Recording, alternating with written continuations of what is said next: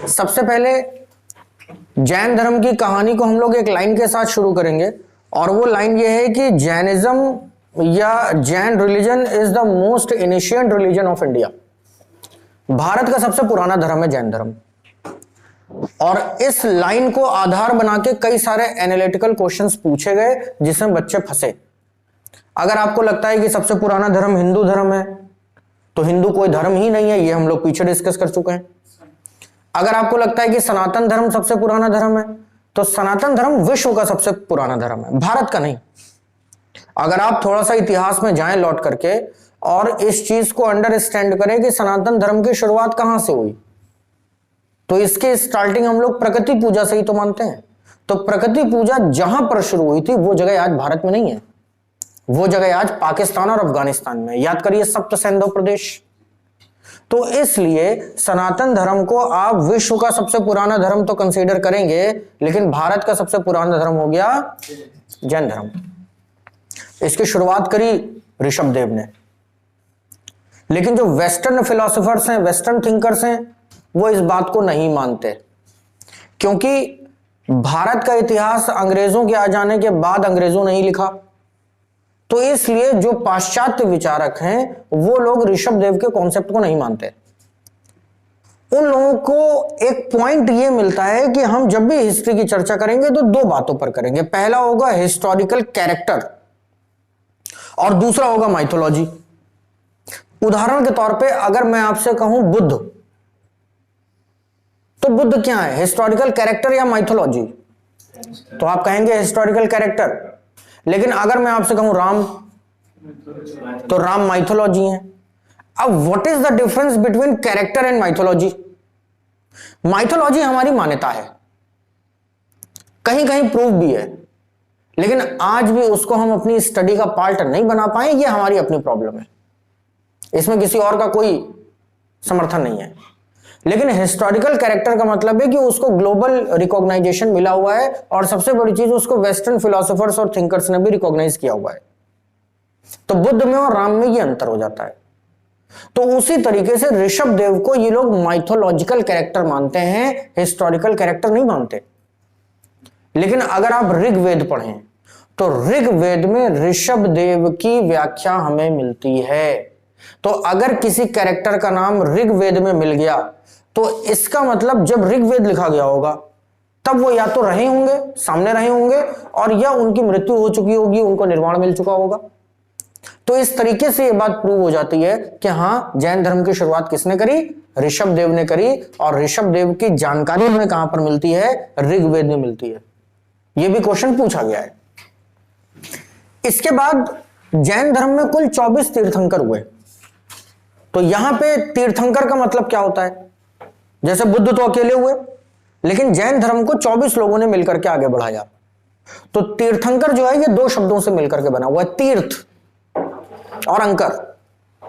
तो यहां पे तीर्थ का मतलब है एक ऐसी जगह, या तीर का मतलब है एक ऐसी जगह जो किसी पर्टिकुलर जगह का किनारा हो, जैसे कि नदी का किनारा, समंदर का किनारा, इसको तीर बोलते हैं, तीर। तो यहां से निकला है तीर्थ। तो ऐसा माना गया कि जीवन नामक ये जो भवसागर है, इससे जो आपकी नैया को पार लगाएगा उसको तीर्थंकर कहेंगे।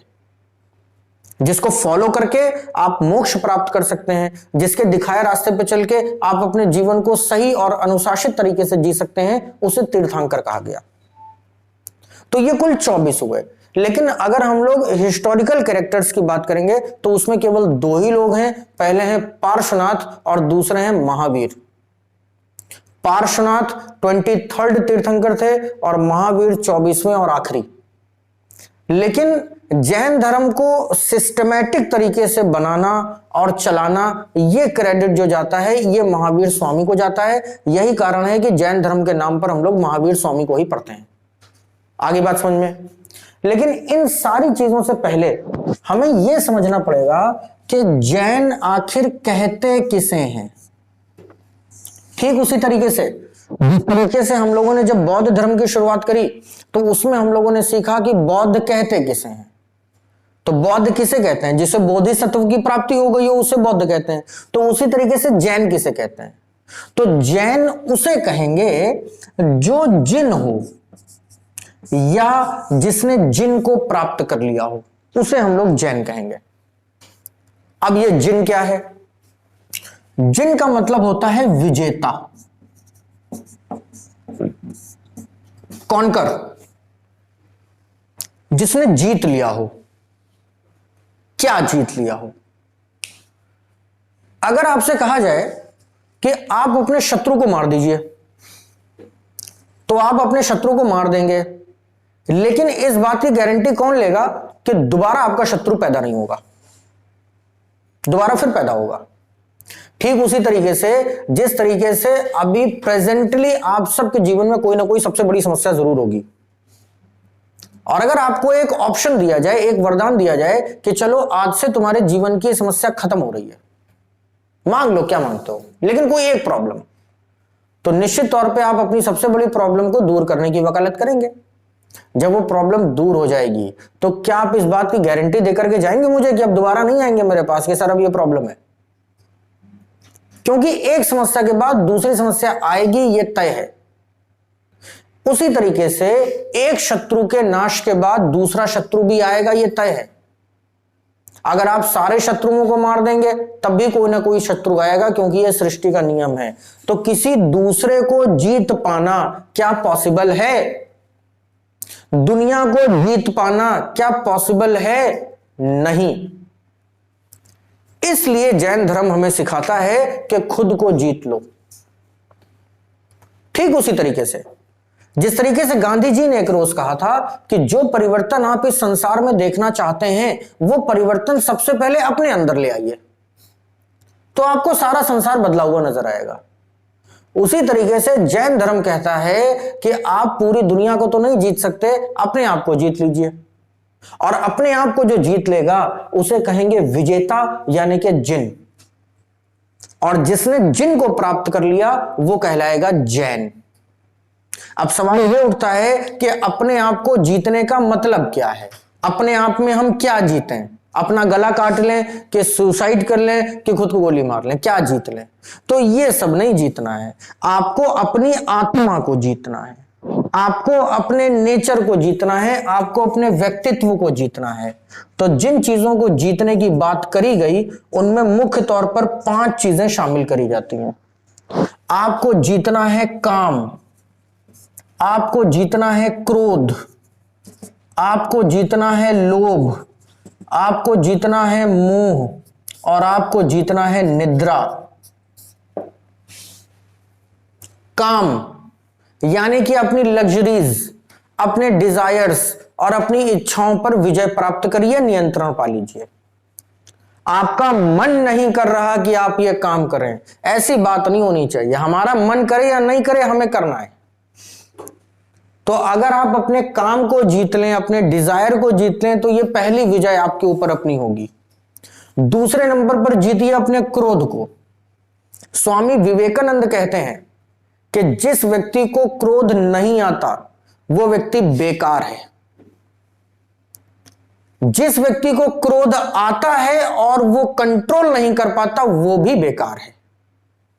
इसलिए क्रोध आना चाहिए, लेकिन वो व्यक्ति जो अपने क्रोध पे नियंत्रण कर लेगा वो संत है। तो कंट्रोल करने को हम लोग विजय प्राप्त करना कह रहे हैं, कॉन्कर कह रहे हैं। ऐसा नहीं कोशिश करनी है कि हमको गुस्सा ही नहीं आएगा, गुस्सा नहीं आएगा तो खत्म हो। फिर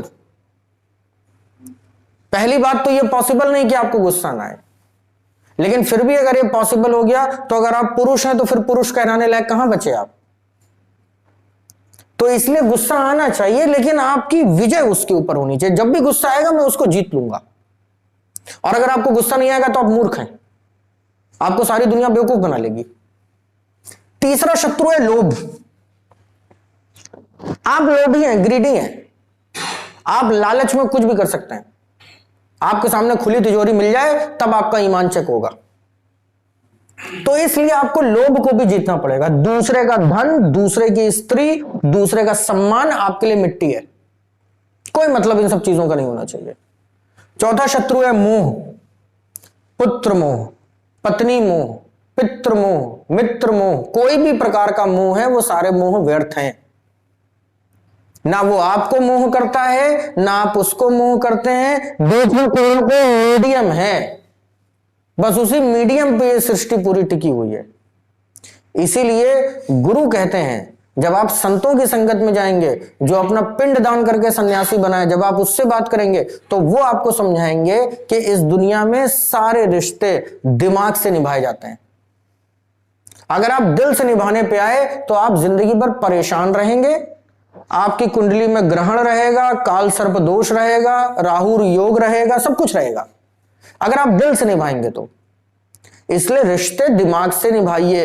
दिल केवल दो लोगों के साथ लगना चाहिए, पहला ईश्वर, वो जो भी है आपका, पहला उसके साथ और दूसरा अपने गुरु के साथ, तीसरा कोई नहीं। पत्नी वत्नी नहीं, पत्नी के साथ तो सबसे ज्यादा दिमाग का प्रयोग आपको करना पड़ेगा, क्योंकि पत्नी के साथ दिल का प्रयोग करेंगे तो सबसे ज्यादा परेशान रहेंगे, पत्नियां पतियों के साथ दिल का प्रयोग करेंगी तो परेशान रहेंगे। सारे रिश्ते दिमाग के हैं और दिल नाम की जो चीज है वो सोचती नहीं है, उसका काम है पंपिंग, वो ब्लड को पंप करती है, पल्मोनरी आर्टरी की तरफ भेजती है, पल्मोनरी वेन उस ब्लड को वापस लेकर के आती है और फिर वो पूरे शरीर की तरफ भेजती है। तो ये रचा गई चीज है। दिल कुछ नहीं है, दिल निकाल भी लेंगे तब भी वो नहीं सोच पाएगा, वो तब भी धड़कता ही रहेगा, इसके अलावा उसका कोई काम नहीं है। तो इसलिए आपको खत्म करना पड़ेगा मोह। मोह कब खत्म होगा, बात समझ में आ गई? जिस दिन आप बुद्धि का प्रयोग करेंगे। और फिर अंत में निद्रा। अब आप कहेंगे क्या निद्रा त्याग दें? तो क्या मैंने कहा क्रोध त्याग दो? विजय प्राप्त करनी पड़ेगी निद्रा के ऊपर। विजय इन द सेंस कि ऐसा नहीं कि सो गए तो फिर खर्राटे मार रहे हैं, चाहे भूकंप आ जाए आपको कोई मतलब नहीं। निद्रा का मतलब श्वान निद्रा। आप सोए, पिन ड्रॉप साइलेंस भी अगर वहां पे बिगड़े, किसी ने सुई की नोक भी गिराई तो आप जग गए, इसका मतलब है निद्रा पे विजय। निद्रा का यह मतलब नहीं होता कि धरती आसमान एक तरफ, हमारी नींद एक तरफ। कुछ लोग आपने देखा बैठे बैठे सो गए, कुछ लोग जगह मिली टेक लगाने की सो गए। नहीं, ऐसा नहीं सो सकते आप, ठीक है? आपको अपनी निद्रा को जीतना पड़ेगा। सोइए, प्रॉपर नींद लीजिए, 8 घंटे की पूरी नींद लीजिए, लेकिन बहादुर बन के नींद लीजिए। नींद आपके ऊपर हावी नहीं होनी चाहिए, आपको नींद के ऊपर हावी होना पड़ेगा। इन 5 चीजों को आप जिस दिन जीत लेंगे, आप कहलाएंगे जिन, और जो है जिन वो है जैन। लेकिन अगेन कोइंसिडेंस फिर वही निकल के आता है कि बोधिसत्व जो भी प्राप्त कर ले वो बुद्ध बन सकता है, लेकिन प्राप्त कितने लोगों ने किया? अकेले बुद्ध ने। ठीक उसी तरीके से जो जिन बन जाएगा वो जैन कहलाएगा, लेकिन जिन केवल एक ही व्यक्ति बन सके, इतने वीर कि उनको हमने कहा महावीर। एक ही आदमी जिन बन सका। अब बारी आती है कि ये जिन बन तो गए, बनने के बाद ये करेंगे क्या? तो ये लोगों को यही तरीका बताएंगे। अगर आप कॉन्टेम्परेरी सिचुएशन देखें कि इनके समय में हो क्या रहा है, तो इनके समय में भी धार्मिक आंदोलन चल रहा है, वेदों का बोलबाला है, वेदों में पशु बलि दी जाती है, पशु बलि की निंदा करी जाती है। इन्होंने सोसाइटी को जो सबसे बड़ा मैसेज दिया है वो मैसेज है कर्म का सिद्धांत। और जैन धर्म की सबसे बड़ी फिलॉसफी यही है, कर्म का सिद्धांत। जब महावीर लोगों से ये कहेंगे कि पशु बलि मत करो, जीव हत्या पाप है, तो लोग इनसे कहेंगे कि वेद में लिखा हुआ है जब भी आप यज्ञ करेंगे तो यज्ञ की आखिरी आहुति के बाद आपको बलि देनी पड़ेगी, किसी जानवर का सर चढ़ाना पड़ेगा। और उस जमाने में जानवर के सर का मतलब था बैल या सांड। अगर बैल या सांड को बलि के रूप में चढ़ा दिया गया तो खेत में हल कौन चलाएगा? हल ब्राह्मण नहीं चलाते, हल क्षत्रिय भी नहीं चलाते, हल चलाते हैं वैश्य और शूद्र। शूद्रों में भी बहुत कम चलाते हैं, वैश्य लोग चलाते हैं। प्री वैदिक एज और पोस्ट वैदिक एज में डिफरेंस आप लोगों ने क्या देखा था? प्री वैदिक एज में आपने देखा कि एक कैरेक्टर है जिसका नाम है हलधर। और हलधर किसे कहते हैं? कृष्ण के भाई को, बलराम को। जब भी आपको नजर आते हैं तो कंधे पे हल रखे हुए। क्या निष्कर्ष निकलता है कि बड़े बड़े लोग हल चलाते थे, खेतों में काम करना कोई स्टेटस सिंबल नहीं था। खेतों में काम करने को कुछ नीच जाति या नीचापन नहीं समझा जाता था। खेतों में काम करना एक जॉब है जो हर कोई करेगा। जनक सीता कहां मिली? हल चलाते हुए खेत में। तो राजा थे ना, लेकिन हल चलाते थे। पोस्ट वैदिक एज तक आते आते ये कॉन्सेप्ट निकल आया कि अब हल हाई सोसाइटी के लोग नहीं चलाएंगे, केवल नीची क्लास के लोग चलाएंगे। तो जब ब्राह्मण और क्षत्रिय हल चलाएंगे नहीं, राजा लोग हल चलाएंगे नहीं, तो हल की इंपॉर्टेंस को समझेगा कौन? इसीलिए पशु बलि बढ़ती चली गई। और अगर बैल और सांड काट दिए जाएंगे, गाय का मांस अगर लोगों को खिलाया जाएगा, तो खेतों में काम कैसे हो पाएगा? इस समस्या से सबसे ज्यादा पीड़ित कौन है? शूद्र, गरीब, अशिक्षित लोग। तो जब भी बौद्ध और जैन धर्म आएगा, बुद्ध और महावीर जैसे नेता आएंगे, तो इनके पीछे कौन लोग भागेंगे? यही गरीब लोग। इसलिए इनके फॉलोअर्स लगातार बढ़ते चले गए। और जब बारी ईश्वर की आई, तो इन्होंने ईश्वर को नकार दिया। कहा कि ईश्वर जैसा कोई कॉन्सेप्ट इस दुनिया में है ही नहीं। उदाहरण समझ लीजिए, एक ब्राह्मण से शास्त्रार्थ हुआ, उन्होंने ईश्वर कुछ भी कर सकता है, बिना उसकी मर्जी के पत्ता भी नहीं हिलता। बोले अच्छा ठीक है, चेक करते हैं। मेरा कहना है कि ईश्वर नहीं है, आपका कहना है कि ईश्वर है। तो ये सामने देखो आम का पेड़ लगा हुआ है, इसके नीचे बैठो और तपस्या करो, ईश्वर को मनाओ, अगर बलि मांगे तो बलि भी चढ़ाओ, और इस आम के पेड़ से जामुन का फल पैदा करवाओ। अगर ईश्वर है तो लोगों ने तपस्या करी, बड़े बड़े काम हो गए, लोगों को वरदान मिला, तो यह भी तो हो सकता है, आम के पेड़ से जामुन भी तो पैदा हो सकता है। उसने कहा नहीं, ये कैसे पॉसिबल है? जब आम का पेड़ है तो आम ही तो निकलेगा उसमें से। तो उन्होंने कहा यही तो मैं भी कह रहा हूं मेरे भाई, कि जैसा कर्म करोगे फल वैसा ही तो मिलेगा। कहावत है ना पुरानी कि बोया पेड़ बबूल का, तो आम कहां से होए? तो आम के पेड़ से आम का ही फल निकलेगा, यह कर्म का सिद्धांत है। और इस उदाहरण के माध्यम से महावीर यह सिद्ध करते हैं कि यह संसार सिर्फ कर्म से चलता है, किसी और चीज से नहीं चलता। It is called Karma cycle. Science को मान्यता देते हैं, विज्ञान को मानते हैं। अणुवाद का सिद्धांत है जो आप लोग आगे कभी पढ़ेंगे, अभी इतना डिटेल में आपको जाने की जरूरत नहीं है। लेकिन अगर ईश्वर को मान लेंगे तो फिर आम के पेड़ से जामुन भी पैदा हो सकता है। जिस साल गर्मी ज्यादा पड़ेगी उस साल बारिश ज्यादा होगी, और जिस साल बारिश ज्यादा होगी उस साल सर्दी ज्यादा पड़ेगी। यह कॉन्सेप्ट है कि नहीं है? लेकिन यह कर्म का सिद्धांत है। अगर गर्मी ज्यादा होगी, इवेपोरेशन ज्यादा होगा, तो जाहिर सी बात है ना कि कंडेंसेशन ज्यादा होगा, क्लाउड फॉर्मेशन ज्यादा होगा, और रेनफॉल भी ज्यादा होगी। इसमें ईश्वर कहां है भाई साहब? इसमें तो कर्म है। तो इन्होंने ईश्वर को नकार दिया। हां, यह जरूर कहा कि निर्वाण की प्राप्ति करो। तो जब इनको ज्ञान मिला, तो इनके ज्ञान प्राप्ति की घटना को कहा गया कैवल्य। जैसे उधर बोधिसत्व था, वैसे इधर कैवल्य। और ये जीत गए, इन्होंने जीत लिया। अब जैन धर्म जो है ये 3 सिद्धांतों पर आधारित है। 3 पिलर्स हैं इसके आज के समय में: सत्य, अहिंसा और तप। बौद्ध संघ में गया था। बौद्ध संघ में लोगों को यह समझाया गया था कि जब भी आप बौद्ध धर्म का प्रचार प्रसार करने जाएंगे तो उनको आप 4 आर्य सत्य बताएंगे ना, और अष्टांगिक मार्गों पे चलने के लिए प्रेरित करेंगे। यह सब तो नहीं कहा गया था कि यह बताओगे जाके कि बुद्ध बहुत बड़े आदमी है, राजा के लड़के थे, लेकिन संत बन गए, तो उनकी बात क्यों नहीं सुन रहे हो? जो टीचिंग्स है वही तो आप बताएंगे। तो उसी तरीके से जब जैन संघ बना, तो उसमें भी यह बात कही गई कि आप बताओगे क्या लोगों को? आप ये थोड़ा ना बताओगे कि मैंने कैवल्य प्राप्त कर लिया है, आप ये बताओगे जाके कि आपके जीवन के 3 पिलर्स होने चाहिए, सत्य, अहिंसा और तप। आपको अपने जीवन में ज्यादातर समय तप करके ही बिताना होगा। अब एक एक करके चर्चा कर लीजिए कि यहां पे सत्य का मतलब क्या है।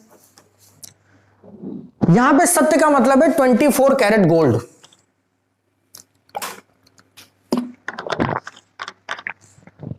स्कूल अपना याद करिए, बचपन में हमारी टीचर ने पढ़ाया कि ऐसा सत्य नहीं बोलना चाहिए जिससे किसी की जान चली जाए। और हमारे देश में तब कोई एजुकेशन पॉलिसी तो थी नहीं, लेकिन मुझे उम्मीद है कि सभी बच्चों ने अपनी क्लास में यह जरूर पढ़ा होगा कि हमारी मैडम बचपन में सिखाया कि एक कसाई गाय को दौड़ा रहा है और गाय एक तरफ चली गई, और जब कसाई आया आपसे उसने पूछा कि गाय किधर गई, तो आपने ऐसे दिखा दिया। ये सभी के स्कूल में सबको पढ़ाया गया होगा, और फिर मैसेज दिया होगा कि इस समय अगर आप सच बोल देते तो एक जीव की हत्या हो जाती, तो ऐसा सच नहीं बोलना चाहिए। आगे फिर वैदिक फिलॉसफी आई, बहुत सारे फिलोसोफर्स आए, तो उन्होंने तो यहां तक कह दिया कि ऐसा सत्य भी नहीं बोलना चाहिए जिससे किसी का दिल दुख जाए। कोई औरत तैयार हो कि आपके सामने आए, बोली मैं कैसी लग रही हूं, आपका आंसर एकदम ready, I never saw as beautiful as you. बात खत्म, क्योंकि ऐसा सच आपको बोलना ही नहीं जिससे किसी का दिल दुख जाए। वो कैसे भी लग रही हो, क्या मतलब है आपसे। लेकिन जैन धर्म इस बात का समर्थन नहीं करता। गाय किधर गई, इधर। सच का मतलब 24 कैरेट गोल्ड, आपको सच ही बोलना है। अगर आप सच बोल सकते हैं इस लेवल पे जाके, तो हां, आपका स्वागत है जैन धर्म के क्लब में, जैन संघ में। दूसरा नियम है अहिंसा। अहिंसा परमो धर्मः, लेकिन अगली लाइन है धर्मैव हिंसा तथैव च। यहां पे केवल पहली लाइन है अहिंसा परमो धर्मः। हिंसा किसी भी शर्त पे नहीं करनी है, और इस लेवल पे जाके ये लोग अहिंसक हैं कि एक वक्त का ही भोजन करते हैं। रात को खाना नहीं खा सकते आप, क्योंकि दुनिया में इलेक्ट्रिसिटी नहीं थी, दिया बत्ती नहीं होता था। रात को खाना खाओगे तो कोई मक्खी मच्छर उसमें गिर सकता है, अगर आपने उसको भी खा लिया तो हिंसा हो गई। तो इसलिए आप रात को भोजन नहीं करेंगे। और जैन धर्म को मानने वाले, जो शुद्ध मानने वाले हैं, वो आज भी रात को खाना नहीं खाते, एक वक्त का ही भोजन करते हैं। हालांकि इसके पीछे साइंटिफिक फिनोमिना भी है कि अगर आप 1 टाइम मील लेंगे तो आप हमेशा फिट रहेंगे, कभी आप बीमार नहीं रहेंगे। रात को भोजन करना ही नहीं चाहिए, लेकिन यहां पे उसको अहिंसा से जोड़ा गया है। दूसरा नियम, खेतों का उपजा अन्न नहीं खाएंगे, क्योंकि खेतों में हल चलाया जा रहा है तब अन्न पैदा हो रहा है, और जब हल चलेगा तो कोई कीड़ा, कोई केचुआ, कोई बैक्टीरिया, कोई पतंगा मरेगा ना। जब फसल कटेगी तो आपके हसिया से भी कोई ना कोई जीव हत्या होगी, नहीं खा सकते आप, उसमें हिंसा है। तो खाएंगे क्या, फल, क्योंकि फल का मतलब ही होता है फल, it is the final product जिसमें हिंसा नहीं है, तो केवल फल खाएंगे। अब आप आइडिया लगा लीजिए कि जो व्यक्ति एक समय भोजन करता होगा और केवल फल खाता होगा, उसका दिमाग कैसा होगा। मेडिटेशन करेगा ना, फिर वो प्यूरिफाइड सोल होगी ना उसको। नंबर 3, कपड़े नहीं पहनोगे। 2 रीजन है इसके। कपड़े बुनने के लिए हिंसा होगी, जूट से बनेंगे तो भी हिंसा, कपास से बनेंगे तो भी हिंसा।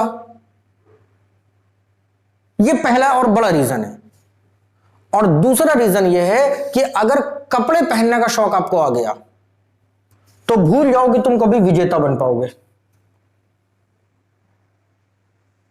छोटे बच्चे को देखिए, 1 साल, 1.5 साल या बहुत ज्यादा 2 साल का बच्चा, उसको 5 स्टार होटल में ले जाइए डिनर करवाने के लिए बिना कपड़ों के, उसको कोई फर्क पड़ेगा? नहीं। क्यों नहीं फर्क पड़ेगा? को घर में कोई मेहमान आ जाए वो वैसे घूम रहा है, उसको कोई फर्क नहीं। क्यों? क्योंकि उसकी इंद्रियों का भी विकास नहीं हुआ है।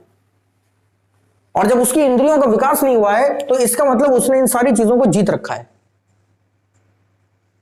जैसे जैसे सेंस आपका डेवलप होगा वैसे वैसे परेशानियां आएंगी। और कपड़े त्यागने से आप एक्चुअल में अपनी शर्म त्यागेंगे। और जिस दिन आपने शर्म त्याग दी उस दिन आपके लिए ना काम का कोई अर्थ रह जाएगा, बिना कपड़ों के BMW में बैठने में कोई आनंद आएगा नहीं आपको, ना क्रोध का कोई मतलब रह जाएगा। कोई कितना ही चिल्ला ले और किस वजह से चिल्ला ले जब कपड़े नहीं है तो। लोग ब्रांडिंग ही खत्म ना आपकी, मोह, खाना खाना नहीं है, कपड़े पहनने नहीं है तो मोह किससे और किस बात का? और निंद्रा। आपके मन में एक सवाल यह भी आएगा कि यार फिर सर्दी के मौसम में कैसे रहेंगे लोग? तो आपने कभी गाय भैंस को स्वेटर पहने देखा सर्दी के मौसम में? तापमान चाहे 0 डिग्री हो, आपने देखा ये कुत्ता ओवरकोट पहने जा रहा है?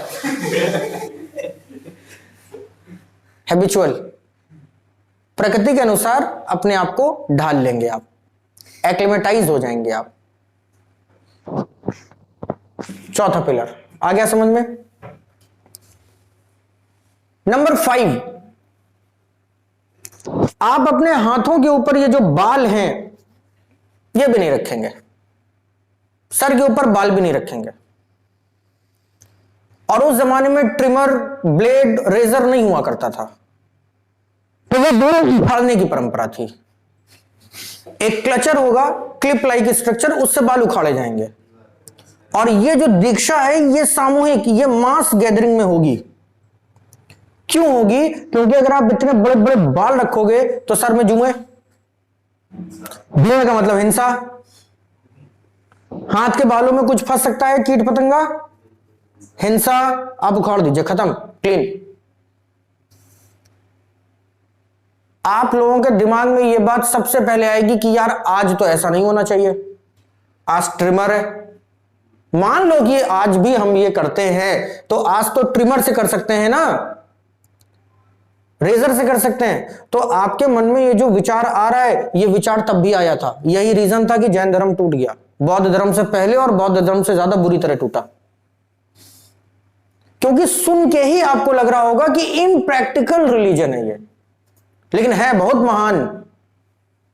सोचो, जो जिन बन गया खत्म, मुश्किल है, दुनिया का क्या मतलब है भाई फिर?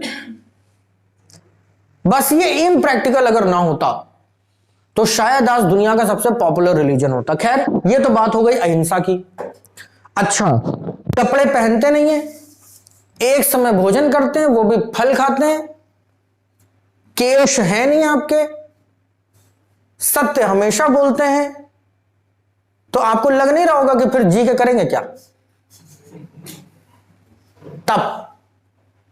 तपस्या, थर्ड पिलर ऑफ जैनिज्म। तपस्या कुछ ऐसी करेंगे कि जब 45-46 डिग्री टेम्परेचर होगा तो छत के ऊपर बैठ जाएंगे बिना कपड़ों के दोपहर में 2 बजे और तप करेंगे। अपने आप को कष्ट देंगे ताकि दूसरे के दुखों को महसूस कर सके। जब सर्दी होगी, टेम्परेचर होगा 1 डिग्री 2 डिग्री, तो यही तपस्या रात को 2 बजे करेंगे वहीं पर बैठ के, बिना कपड़ों के। कपड़े तो है ही नहीं ना, कॉन्सेप्ट में ही कपड़े नहीं है। और जब बारिश का मौसम होगा तो यही तब पानी में बैठ के करेंगे, तालाब के अंदर। अगर कोई कीड़ा काट लिया, अगर कोई सांप डस लिया, तो उससे आपका कोई बैर नहीं होना चाहिए। क्यों? क्योंकि कर्म के सिद्धांत से दुनिया चल रही है। उसका कर्म है आपको डसना, आपका कर्म नहीं है उसको मारना। और अगर आप ऐसा करके कैवल्य तक पहुंचे तो आपका नाम है महावीर। यह किसी कायर का काम नहीं हो सकता है ये करना। बात समझ में आ गई? महावीर क्यों है? महावीर है, वीर नहीं है, महावीर है। दक्षिण भारत में बाहुबली इन्हीं को कहते हैं। बहुत बलशाली है, बहुत। और बाहुबली का मतलब विल पावर, बहुत बड़ी विल पावर है। और एक दिन ऐसा आएगा कि जब ये लोक आपको छोड़ देना है, अब आपको मोक्ष की प्राप्ति हो गई। और जब मोक्ष की प्राप्ति आपको होगी तो आप करेंगे संथारा। संथारा का अर्थ है जैन धर्म की उच्च परंपराओं का निर्वहन करते हुए अपने प्राणों का त्याग कर देना। इसमें जो एक समय भोजन आप करते थे वो छोड़ देंगे और सिर्फ पानी पे आ जाएंगे। कुछ दिनों तक पानी पिएंगे, आपकी बॉडी पानी पीने को लेकर के हैबिचुअल हो जाएगी और आपकी बॉडी खाना भूल जाएगी। उसके बाद आप पानी भी छोड़ देंगे। जब पानी भी छोड़ देंगे तो फिर आपके शरीर में कुछ खाना पीना रहेगा नहीं और आप तपस्या करने बैठ जाएंगे। और यही तपस्या करते करते आपके प्राण निकल जाएंगे। यानी कि भूखे रह करके, इंटेंस फास्टिंग करके अपने प्राण त्याग देना, इट इज कॉल्ड संथारा। सल्लेखना भी इसी को कहते हैं। और जब आपके प्राण निकल जाएंगे तो आपको फिर दफन कर दिया जाएगा। तो यह है पूरी जैनिस्ट फिलॉसफी, जिसके अंदर आपको सत्य, अहिंसा और तप को अपना जीवन का आधार बनाना है और आपको अपने इन 5 शत्रुओं के ऊपर विजय प्राप्त करनी है और कैवल्य की तरफ जाना है, कैवल्य की तरफ जाने की कोशिश करनी है। लेकिन ये जो कॉन्सेप्ट है ये डिस्कवर किसने किए, किसने इजाद किए? महावीर ने। क्या ये आपके लिए भी हैं? अभी नहीं, तब जब संघ में एडमिशन ले लोगे तब। और जब संघ में एडमिशन ले लोगे तो आपको याद होगा कि बुद्ध ने आपको क्या वचन दिया? 10 शील। यहां पे जो वचन आपको लेना है वो है पंच महाव्रत। ये है वो किताब, ये है वो नियम जो आपको मानने होंगे अगर आप जैन परंपराओं पर चलना चाहते हैं तो। पंच का मतलब 5, महा का मतलब बहुत बड़ा और व्रत का मतलब प्लेज, संकल्प। सत्य, अहिंसा, अस्तेय, अपरिग्रह और ब्रह्मचर्य, ये है पंच महाव्रत।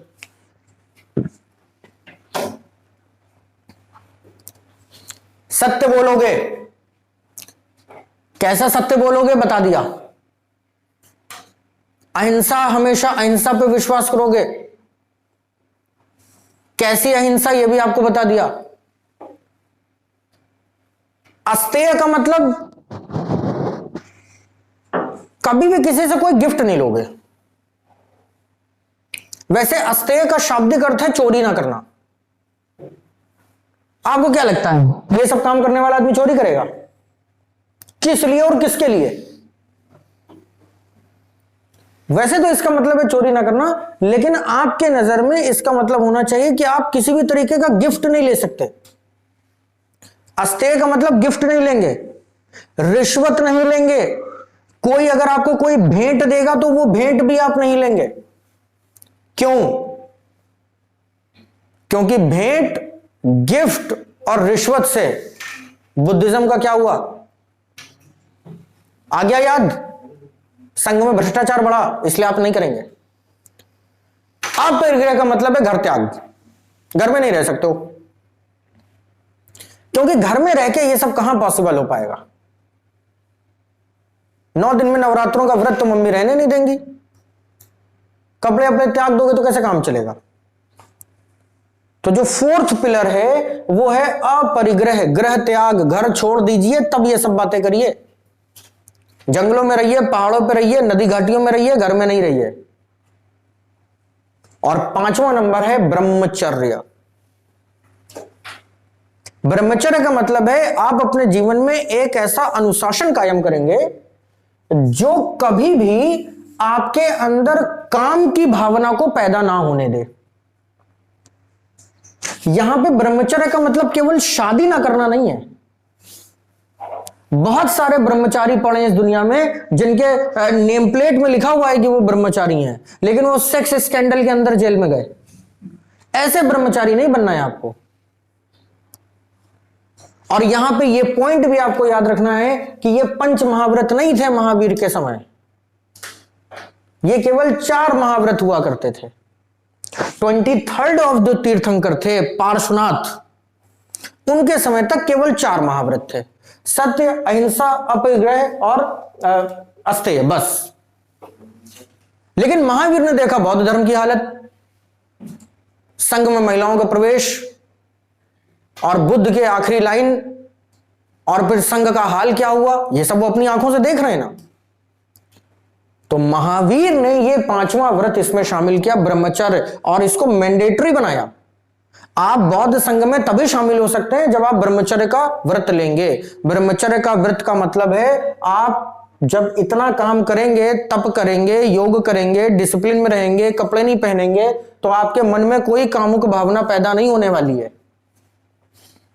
तो इसलिए ब्रह्मचर्य को इस तरीके से कंसीडर मत करिए कि ब्रह्मचर्य का मतलब है शादी ना करना। आजकल शादी करने की जरूरत ही किसे है? तो वो ब्रह्मचर्य वाली बात नहीं है। यहां पे ब्रह्मचर्य का मतलब समझ गए आप, डिसिप्लिन है। डिसिप्लिन है, आप अपने जीवन को कंट्रोल में रखेंगे। ये पूरी हो गई जैन धर्म की फिलॉसफी, जिस आधार पर महावीर स्वामी ने लोगों को शिक्षाएं दी। साथ ही साथ जैन धर्म को नास्तिक धर्म कहा जाता है। नास्तिकवाद है ये, एथीस्ट हैं ये लोग। क्यों? क्योंकि ईश्वर के अस्तित्व को नकार दिया। महावीर वो पहले नेता हैं जिन्होंने वेदों का विरोध किया। बुद्ध क्या करते थे? म्यूट। आपको याद है कि बुद्ध से जब भी कोई इस प्रकार की बात होती थी तो वो म्यूट हो जाते थे, कुछ नहीं बोलते थे। गालियां बकी बुद्ध को लोगों ने, तो बुद्ध ने क्या कहा? आई डोंट एक्सेप्ट, मैं आपकी गालियां एक्सेप्ट नहीं करता। ठीक उसी तरीके से जैसे अगर मैं आपका गिफ्ट नहीं लूं तो गिफ्ट आपका है ना, गिफ्ट उसको तब कहा जाएगा जब मैं एक्सेप्ट कर लूं।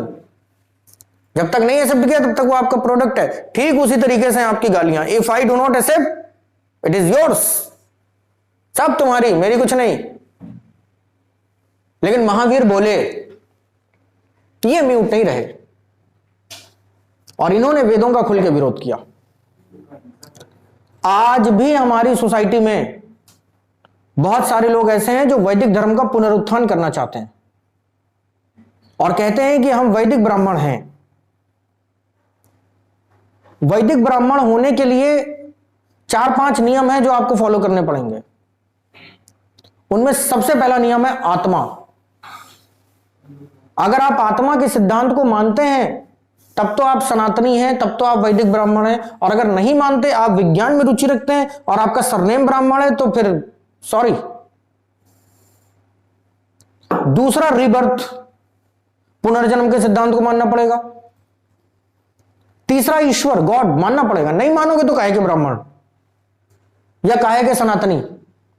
फोर्थ यज्ञ एंड फिफ्थ बलि। जो मूल ग्रंथ है, जो श्रवण परंपरा है, उसके अनुसार ऋग्वेद ही हमारी प्रमुख किताब है और ऋग्वेद में बलि की बात करी गई है। तो आपको बलि देनी पड़ेगी और अगर बलि नहीं दे सकते तो फिर किस बात के वैदिक ब्राह्मण। और बलि दोगे तो पशु क्रूरता अधिनियम आपके ऊपर लागू हो जाएगा।